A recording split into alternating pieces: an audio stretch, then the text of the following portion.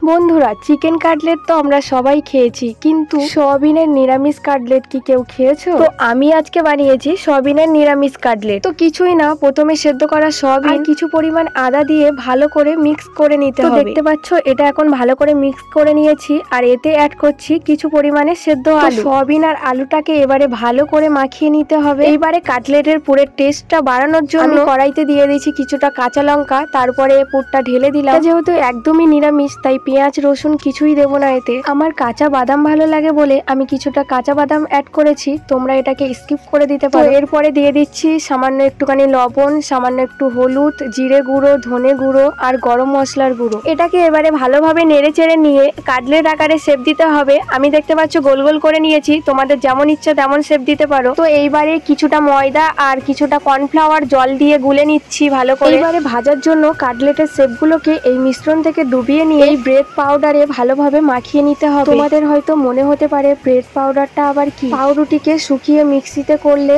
এইরকম পাউডার হয়ে যাবে। তো দেখতে পাচ্ছ সবগুলো কমপ্লিট হয়ে গেছে, এগুলো এবার আমি ভাজবো। তো এগুলোকে ভাজার জন্য ভালো করে তেলটা গরম করে নিতে হবে, তারপরে আস্তে আস্তে তেলের ভিতরে ছেড়ে দিতে হবে। তো এগুলো বাদামি কালার হয়ে আসলেই এগুলো এবার তুলে নিতে হবে। তো দেখতেই পাচ্ছ আমার সয়াবিনের নিরামিষ কাটলেট রেডি। তো এর টেস্ট আরো বাড়ানোর জন্য আমি একটু নিয়ে নিয়েছি শসা আর চাটনি। তোমরা দেখেই বুঝতে পারছো এটা কতটা মুচমুচে আর কতটা লোভনীয় হয়েছে। এগুলো ভাত আর ডাল দিয়েও খাওয়া যায়, আর সন্ধ্যাবেলা চায়ের সাথে তো পুরো জমে যাবে। বন্ধুরা, রেসিপিটা কেমন লাগলো অবশ্যই কমেন্টে জানিও।